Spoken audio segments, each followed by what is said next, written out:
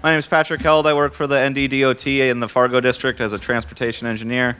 And today I have the responsibility to welcome our speaker, Ramona Bernard. She's worked for the state for 20 years, and she's been with the NDDOT for 14, and she's the current Civil Rights Division Director for the North Dakota Department of Transportation. So please welcome Ramona Bernard.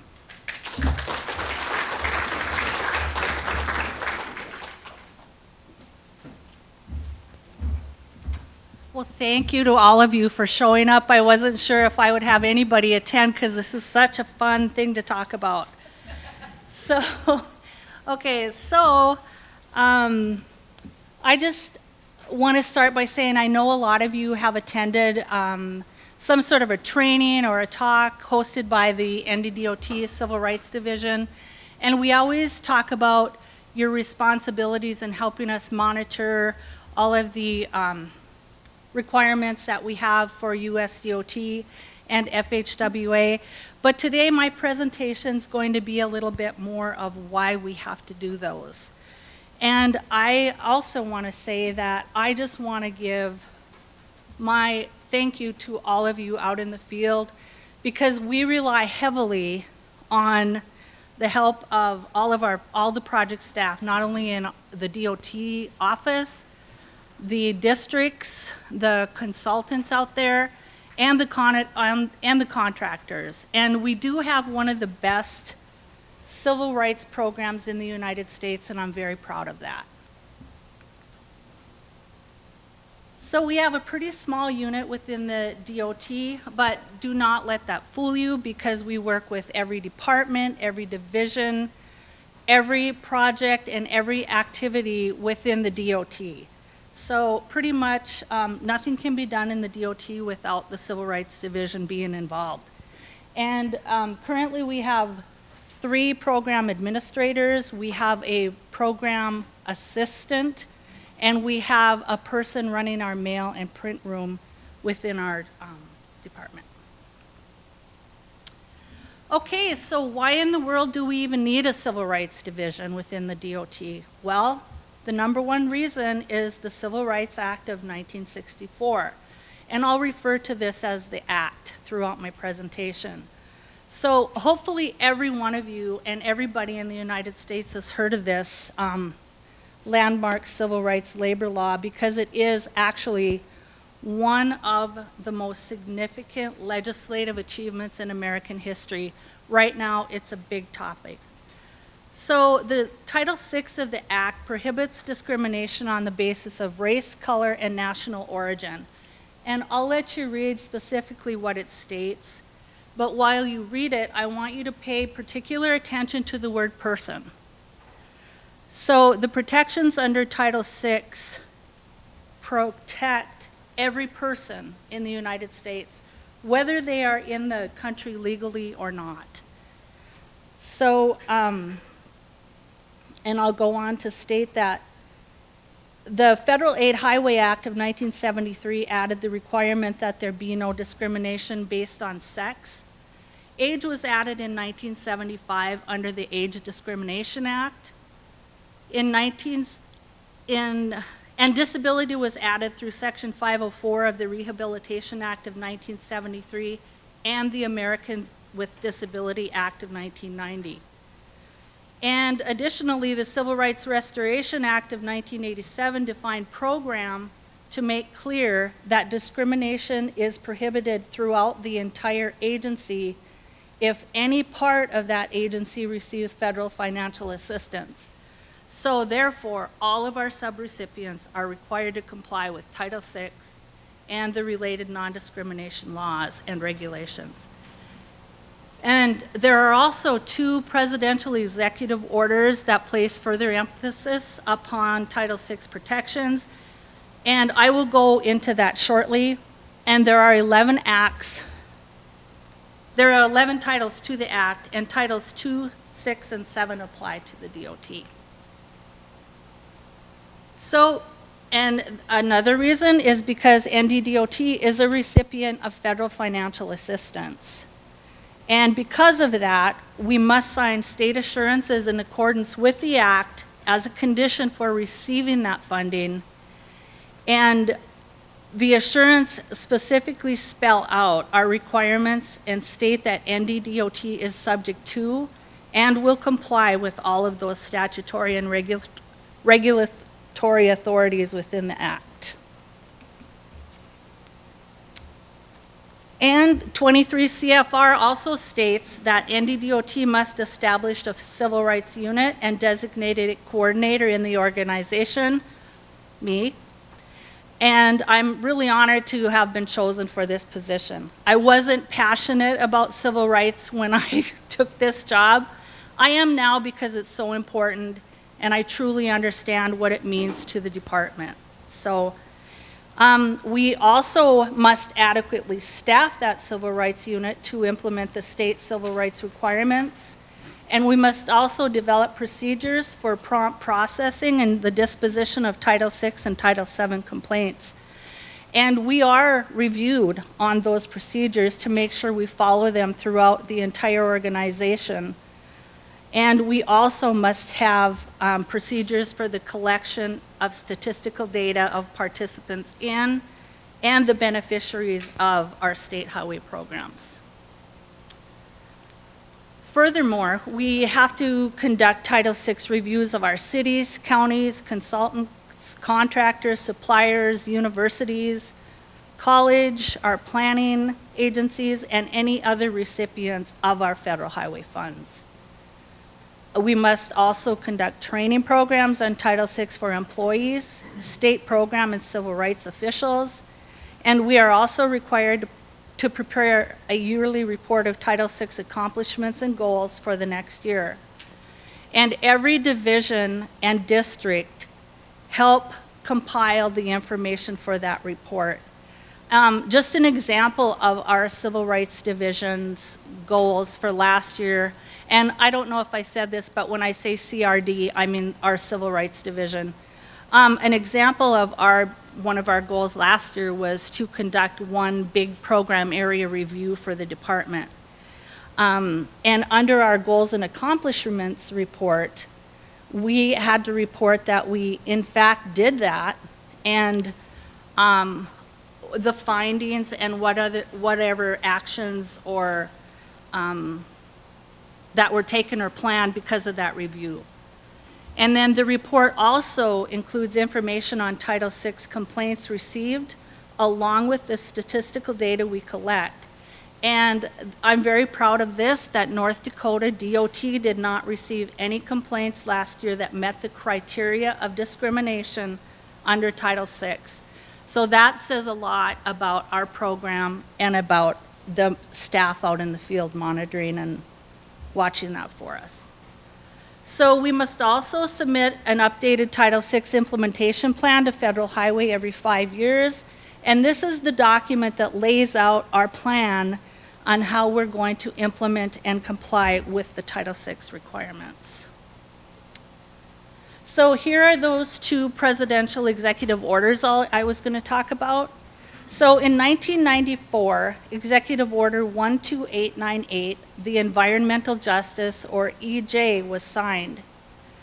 And this order directs federal agencies to identify and address the effects of all programs, policies, and activities on minority low-income populations.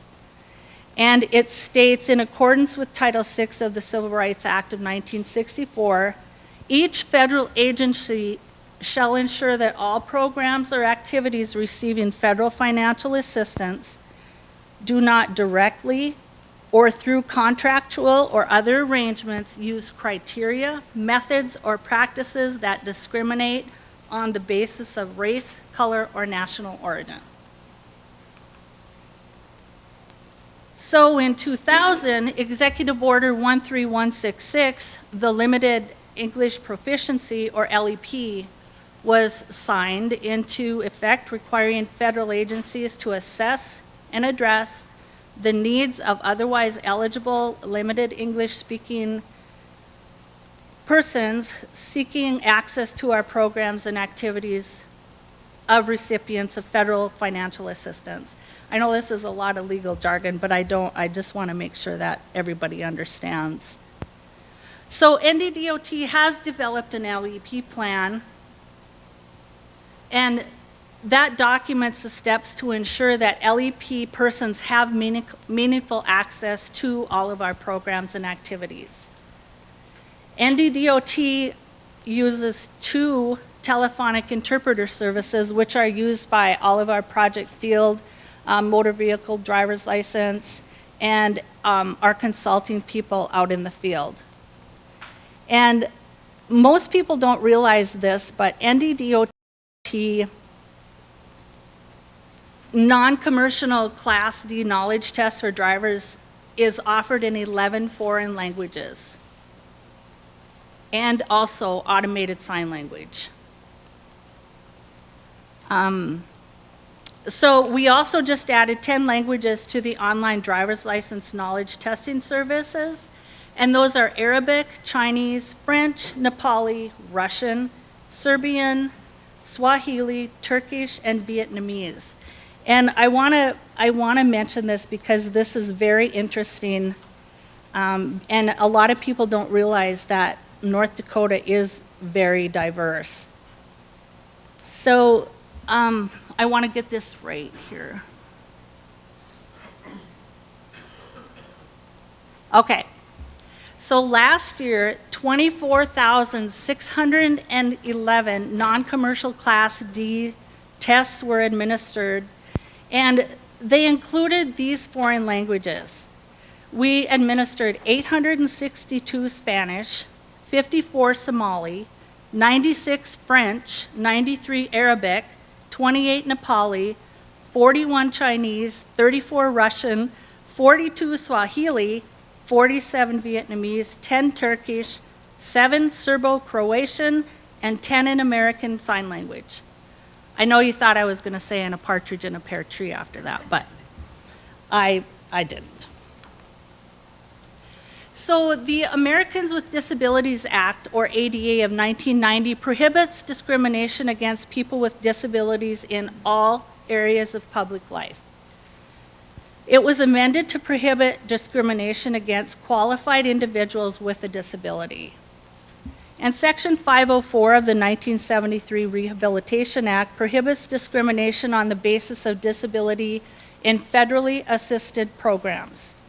This does include accessibility in our rest areas on interstate highways, in pedestrian overpasses, underpasses, and ramps constructed with federal funds. And the ADA also requires agencies with more than 50 employees to create and maintain a transition plan. And that transition plan must identify physical obstacles in the public entities' facilities that limit accessibility. We have to describe the methods that will be used to make the facilities accessible. We need to specify the schedule for taking the steps necessary to achieve compliance. And we need to indicate the official responsible for implementation of the plan. The NDDOT transition plan is a living document. It is out on our website, and it receives routine updates, and it is available for public inspection at any time. So the Disadvantaged Business Enterprise Program, or DBE, is a legislatively mandated USD program that applies to federal aid highway dollars expended on federally assisted contracts issued by USDOT. It encourages the development and use of companies owned and controlled by minorities, women, and socially and economically disadvantaged individuals on federal aided highway construction projects. Every 3 years, state transportation agencies are required to set overall DBE goals that they must either meet or show that they use good faith efforts to meet annually. And this goal is in the form of a percentage of federal dollars apportioned annually to each state agency.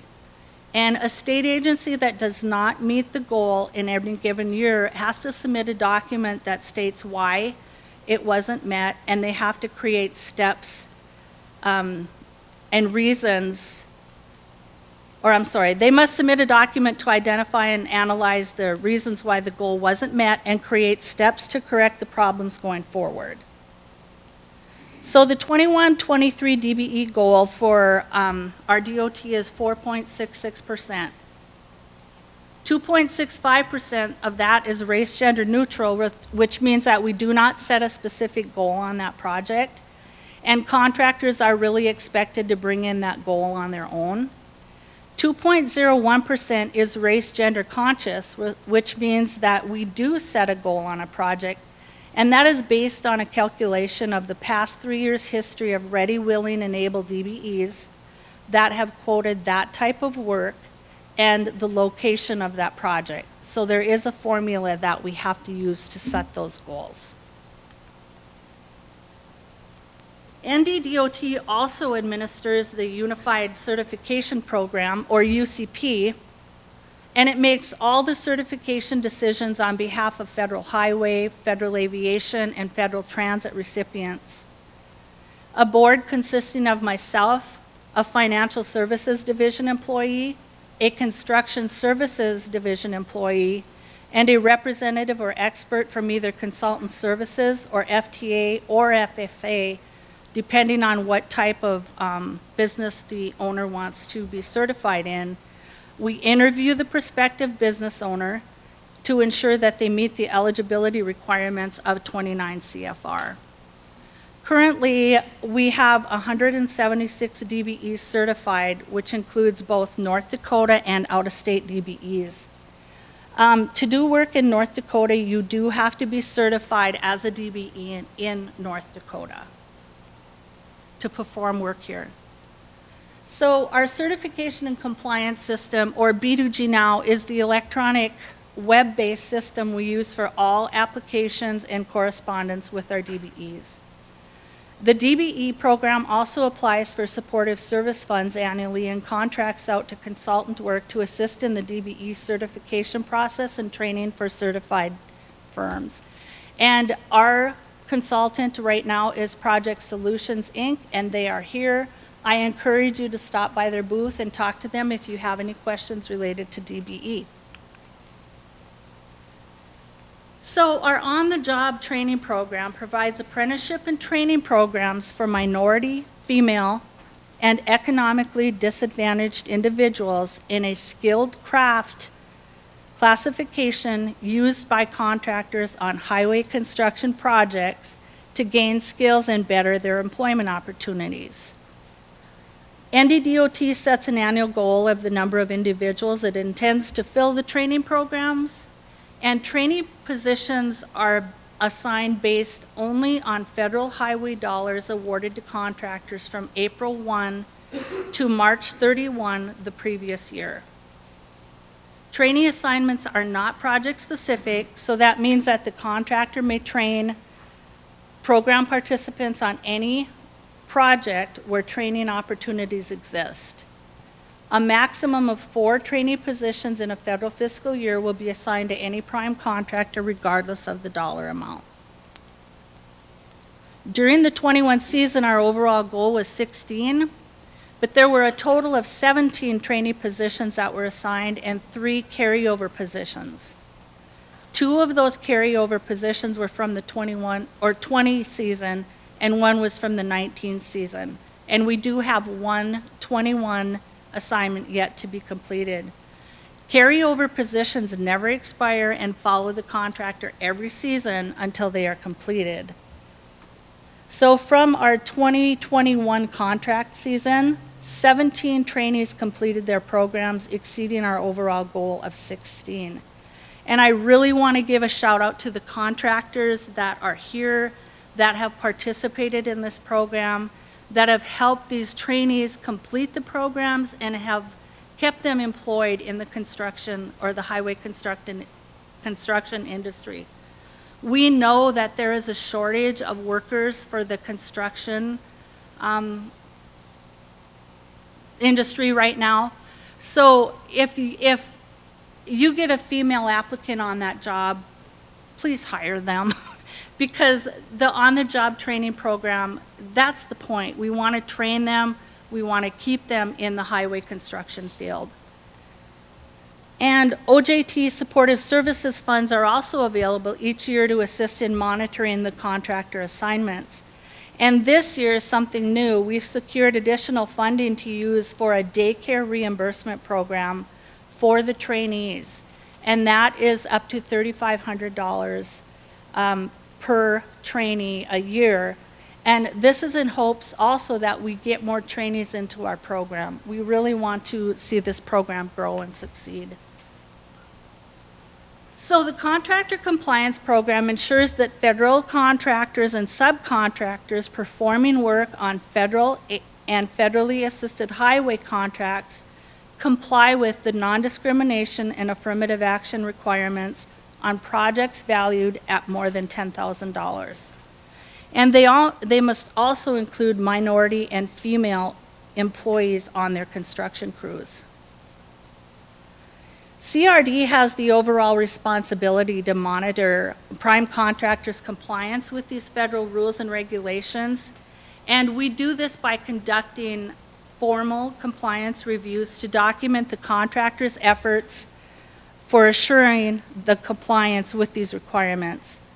We conduct a minimum of 10 reviews each year, and prime contractors are responsible for the full compliance with the labor standard provisions applicable to the project for all their employers, including subcontractors. Pay special attention to FHWA 1273 contract provisions included in every bid proposal. If you're following these contract provisions, you should not have any trouble being in compliance with your project. Again, I'm going to thank the contractors and all of the project monitoring staff that help us, because in my close to 7 years being in the Civil Rights Division, we have only had one contractor that was found non-compliant a few years ago. We worked with them on an action plan, they corrected the deficiencies, and have been doing very well since. And the main issue that we see every year is not having enough female participation on the projects. And just so everyone is aware, North Dakota has a statewide female participation goal of 6.9%. That's across the entire state. But the goal for minority participation varies for different counties within the state, so pay attention to this when you're working on a project, because the goals are also listed in that proposal package. So the Davis-Bacon and Related Acts, or DBRA, and the Contract Work Hours and Safety Standards Act contain wage and payroll requirements that are applicable and binding on all federal aid highway construction projects valued at more than $2,000. It ensures that Davis-Bacon wages and fringe benefits are paid to highway construction workers, and CRD must ensure that certified payroll is submitted weekly, that it's monitored, and that we have a formal complaint process to address any payroll issues that come up. Not submitting a payroll weekly is one compliance issue that can cause the department to withhold progress payments until those payrolls are submitted. Since 2017, LCP Tracker is the required electronic certified payroll and workforce reporting software for all payroll submissions on applicable projects. Paper payrolls are no longer accepted. Dan Weaver is our LCP Tracker expert, so please find him, he's here. And if you have any questions or need any more information on that, he is happy to help you. So Title VII of the Act protects employees from discrimination and harassment in all phases of employment. So it ensures that the recruitment and selection of regular and temporary employees is done in a discrimination-free manner, that the workplace is free of discrimination, and it includes procedures for investigation of a discrimination complaint. NDDOT signs assurances required by the Federal Aid Highway Act of 1968, stating that we are subject to and will comply with all of these requirements. We're also required to submit an annual EEO goals and accomplishment report to Federal Highway to show trainings have been done and any complaints we've received and how they were resolved. Why the Civil Rights Division is so important to our agency. And a lot of people don't know that if we are found to be non-compliant or fail to administer our programs according to CFR, we risk losing funding for the entire agency. And I speak for all of us in civil rights when I say we couldn't continue to have such an outstanding department without your assistance in monitoring our programs, activities, and projects. And I want to refer back to the opening remarks by Patrick this morning. I know I have rock stars. I have Amy, Dan, Heather, Lynn, and Jessica in my department. They are amazing. They do a great job, and I appreciate them very much. So, like I said earlier, I would like you to reach out to them. We do have a booth in the vendor section, so please go back and introduce yourselves if you haven't. We'd love to see the faces that we talk to on the phone all the time. And so we are ready to answer any questions that you have. And thanks again for being here. I really appreciate it.